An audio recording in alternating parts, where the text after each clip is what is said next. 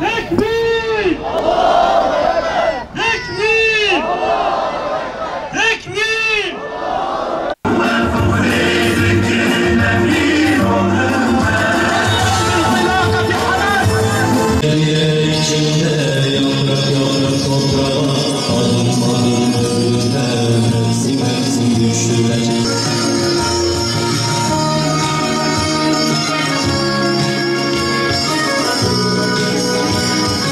Tükürdüğüm kızıl çizleri işte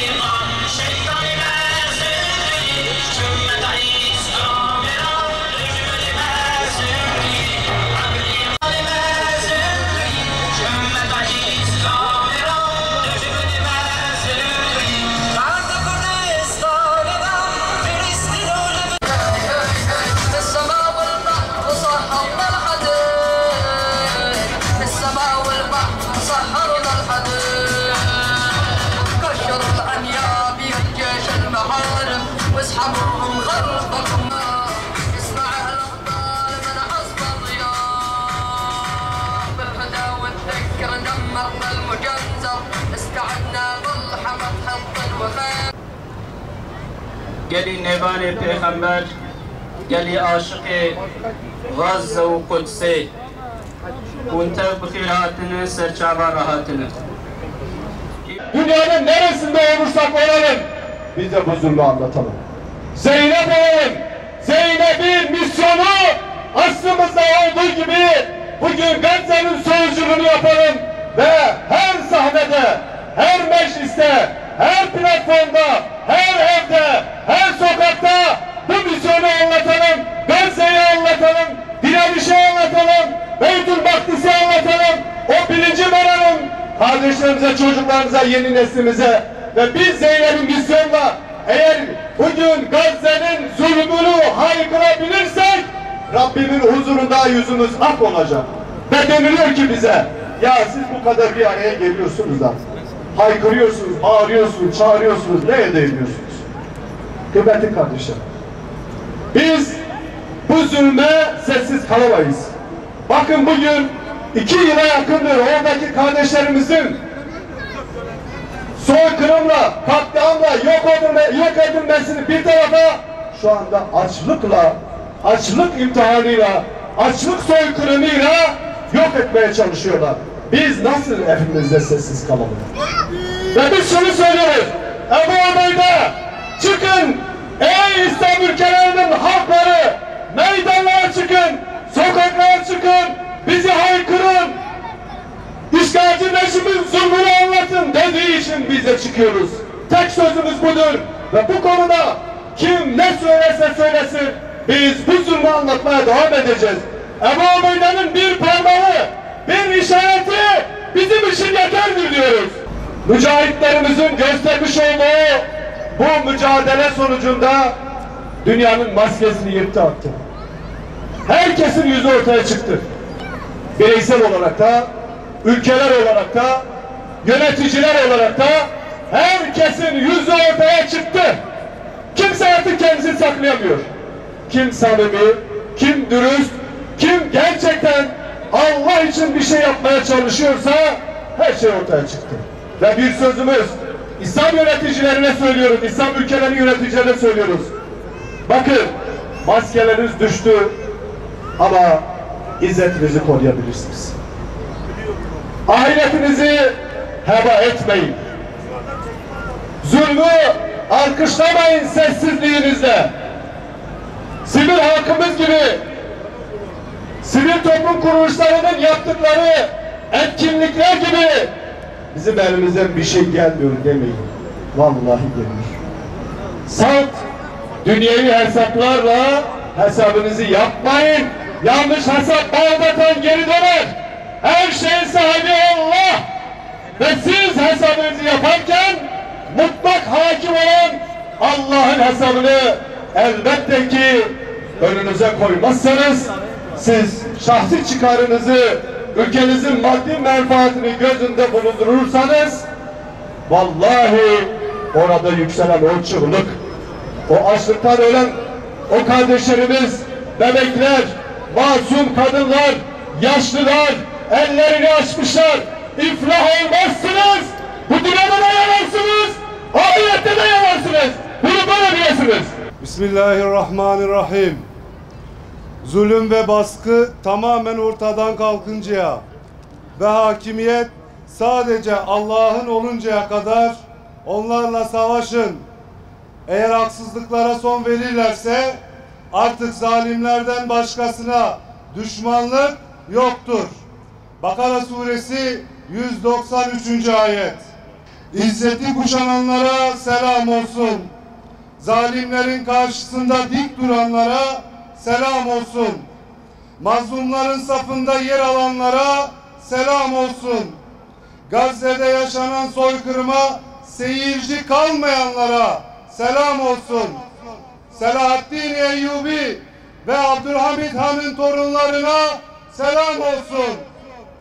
Değerli basın mensupları, duyarlı halkımız, kıymetli katılımcılar, aziz dava arkadaşlarım, insanlık haysiyetinin yükünü yüklenen değerli kardeşlerim, 7 Ekim 2023'ten bu yana Gazze'de yaşananlar sadece Gazze'nin değil, tüm insanlık ailesinin ortak meselesidir.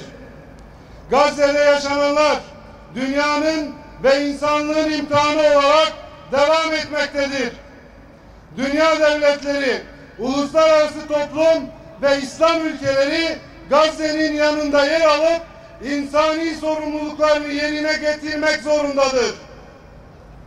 İşgal rejiminin Gazze'ye yönelik saldırıları en barbarca yöntemlerle devam etmektedir. Gazze harabeye dönüştürülmüş ve insanlık onuru ayaklar altına alınmıştır.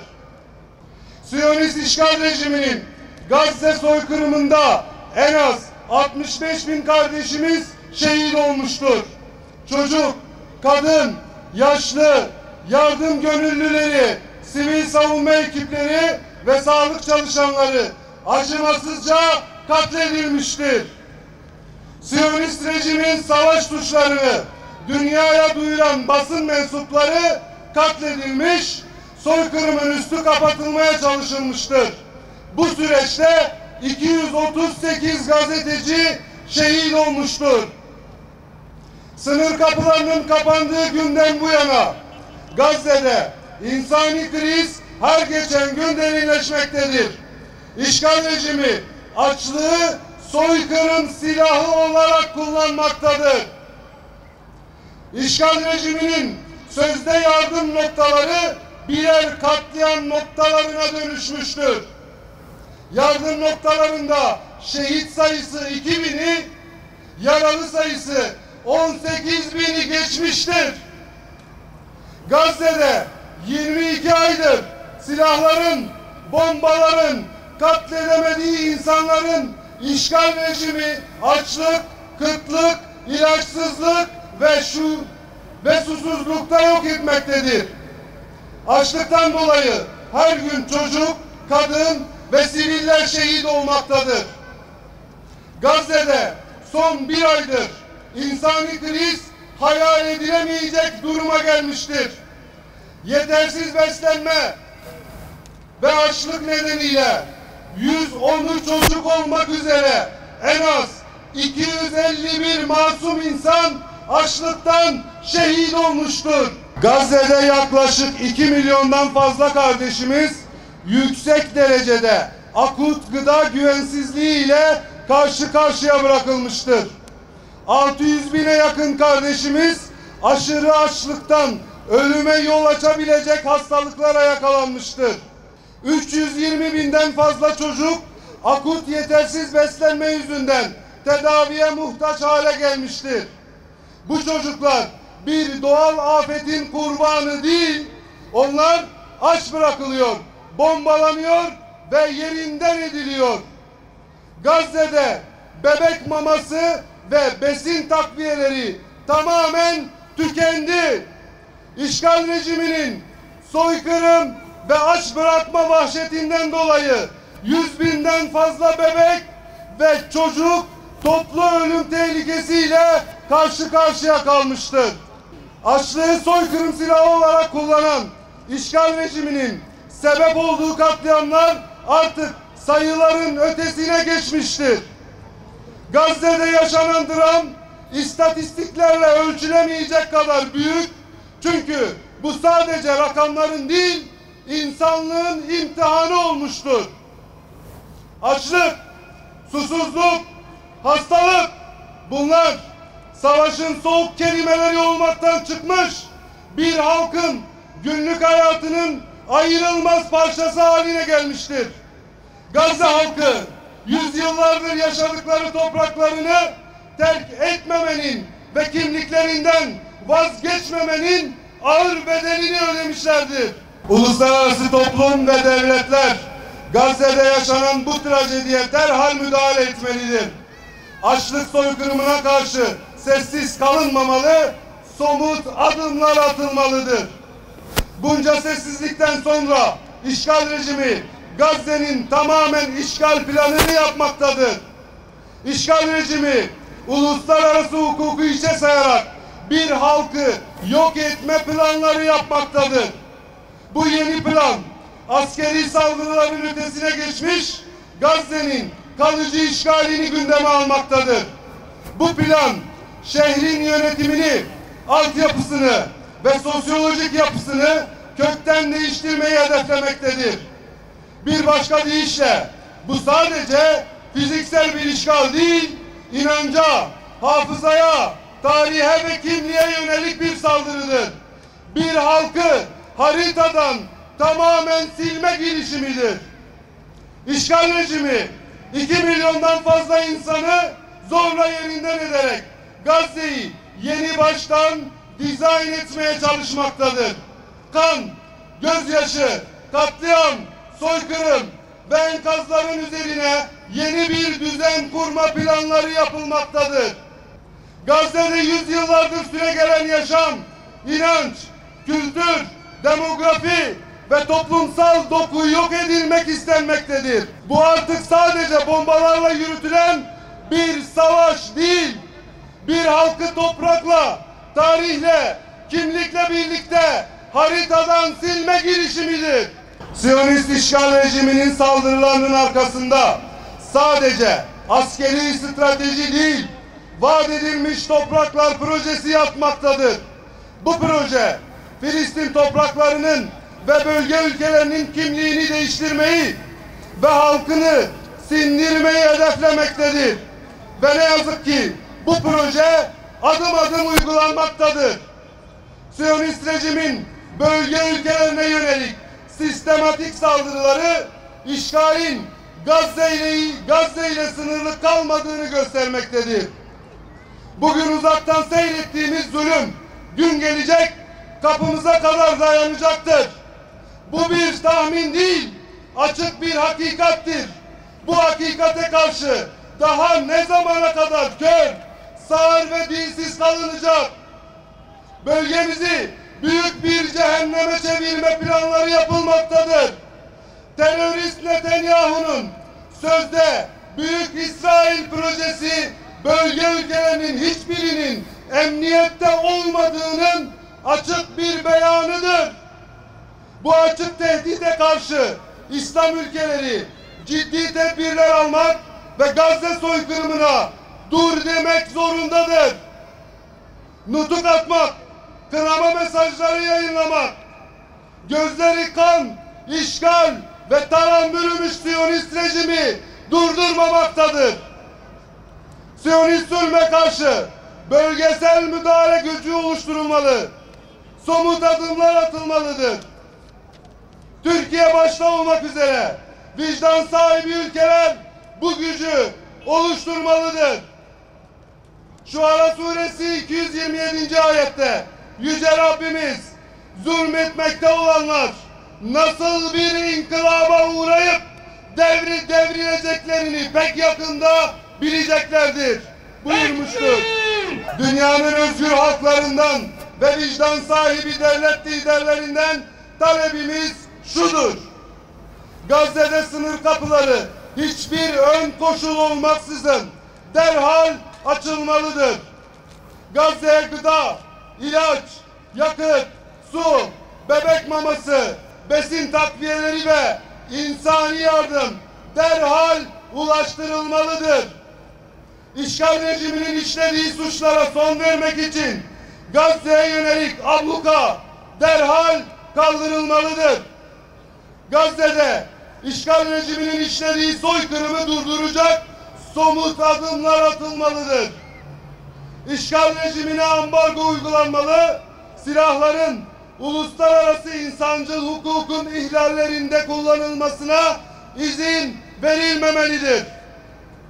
Günümüzün Kuvayi Milliyesi olan Hamas, siyasi, bürokratik ve askeri olarak desteklenmelidir.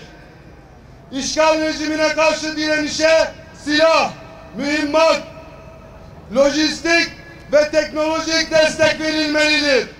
İşgal rejiminin ateşkes anlaşmasına geri dönmesi için ciddi yaptırımlara tabi tutulmalıdır.